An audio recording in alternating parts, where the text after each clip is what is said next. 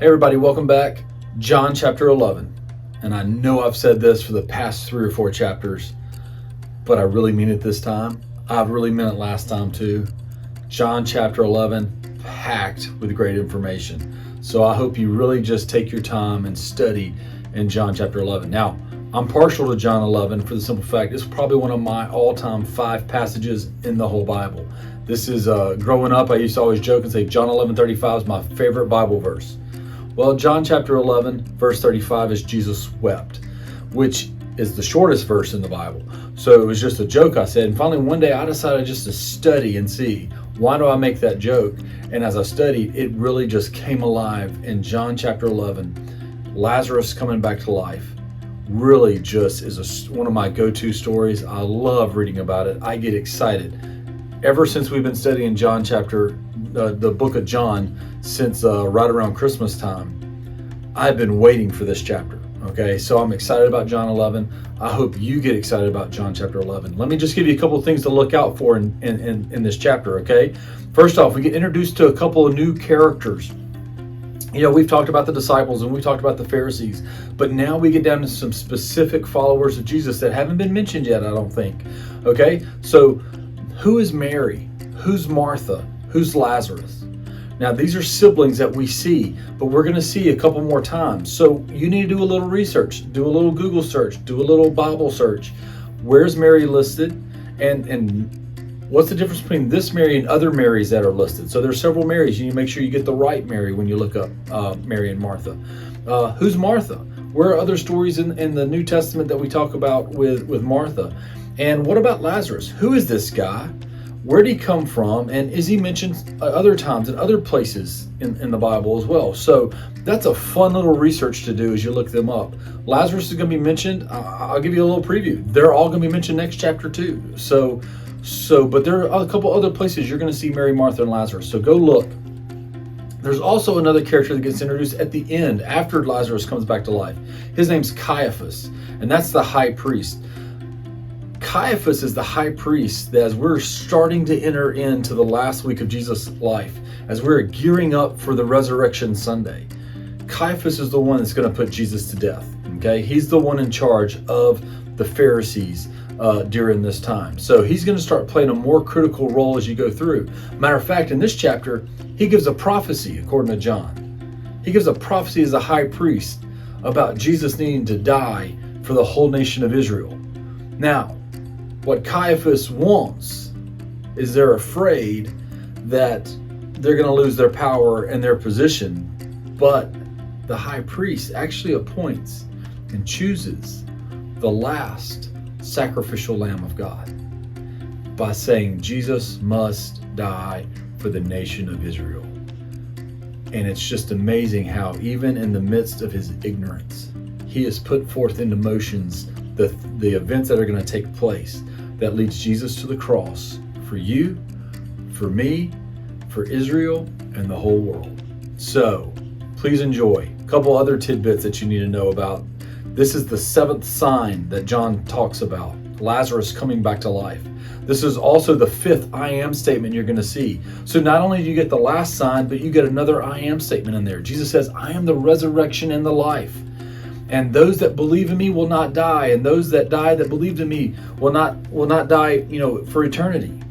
But then he throws a question at the end when he's talking to Martha. After he says, I am the resurrection and the life, he looks at Martha and says, do you believe this? And that's a question that every one of us has to answer in our life. In this life, for us to know who the resurrection and the life is, for this life and the life to come, my question, my challenge is, and when you ask people, and when you share this story with people, don't leave out this question. Do you believe who he is?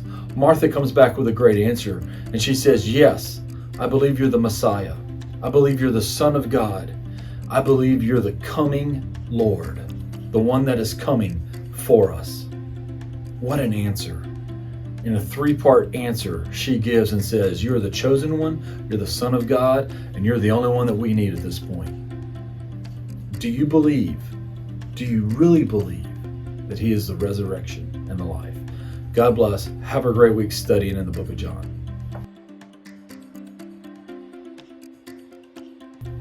So for the story of John chapter 11, when Jesus speaks that I am the resurrection and the life, I want to do something just a little bit different.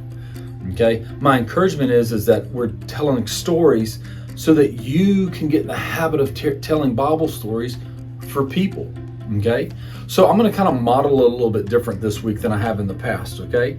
So just listen and let me try to help you get in a conversation with someone. Okay? So mine's going to be a little choppy, but it's going to be more of a teaching moment for you than me just going through a story. So let's start right now. Hey, let's pretend that I'm in an office setting, that I'm with a coworker, I'm a family member, and I'm just going to walk up and say, hey, I've been reading a story. Just like I would walk up and say, I've been reading a news article. Hey, I was reading this news article and it talked about this, and this. What's your thoughts on that? Now, we normally in a office setting would have a conversation about that. But when it comes to Bible stuff, all of a sudden we feel like we can't. It's uncomfortable. But you kind of handle it the same way. I walk up to somebody and I would just say, hey, I was reading a story this past week and I just kind of want your thoughts on it. Give me your take on it. It was a story from the Bible. I don't know if you read the Bible a lot. I don't know really where you are spiritually, but I just kind of want to get feedback from you. It was in John chapter 11 and it was about a guy and he got sick. Now, they knew they were friends of Jesus and they asked Jesus to come, but Jesus kind of delayed and didn't come. And in the midst of delaying, this guy named Lazarus died. And so Jesus eventually came, and it had been a couple of days later, after he'd already been buried, the funeral was done. And as they come in, the sisters come out and talk to Jesus, and Jesus cries. Jesus weeps. So first off, what's your thoughts about Jesus, who claims to be the Messiah, who claims to be the Son of God? Him getting emotional about his friend dying. And matter of fact, the question was even asked, if you would have been here, you could have saved him. What's your thoughts? What's your opinions on that? How does that strike you? You know? And that's a great question you can have with people to help in the dialogue. And then next, you can also just come back and say, but then the story continues.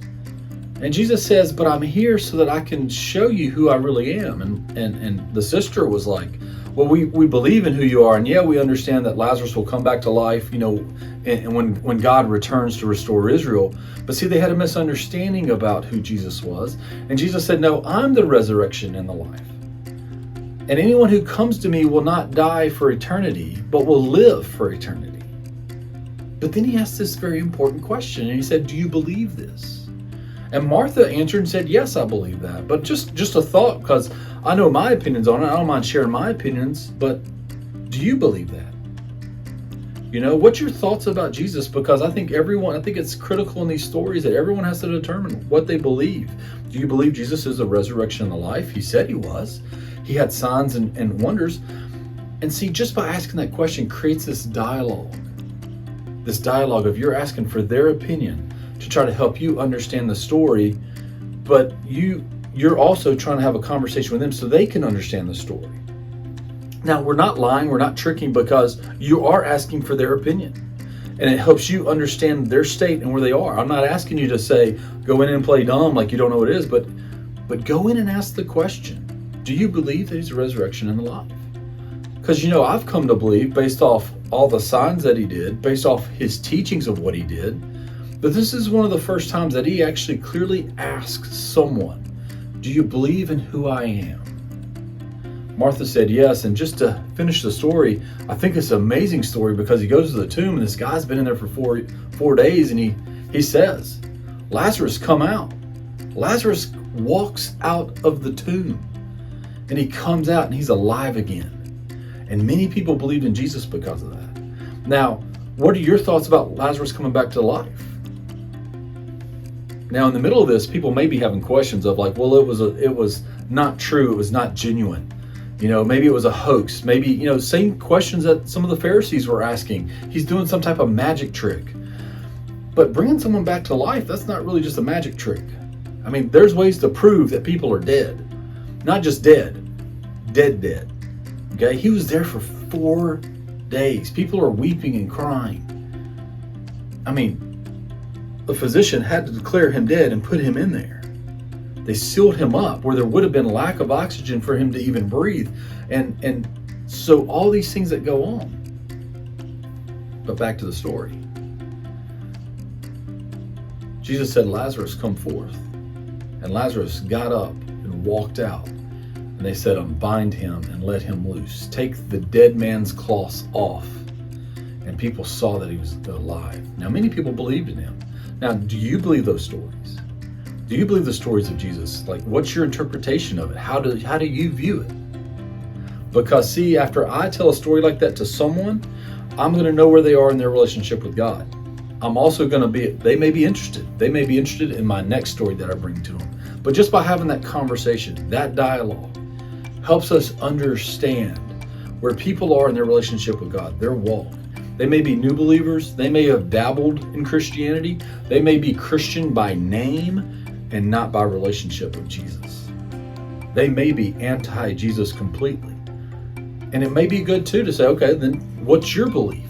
What's your story that you can share from either your other religion or why you don't believe?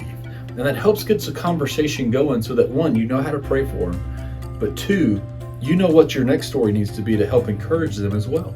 Maybe they come back and say, hey, have you been reading any more Bible stories you want to share with me?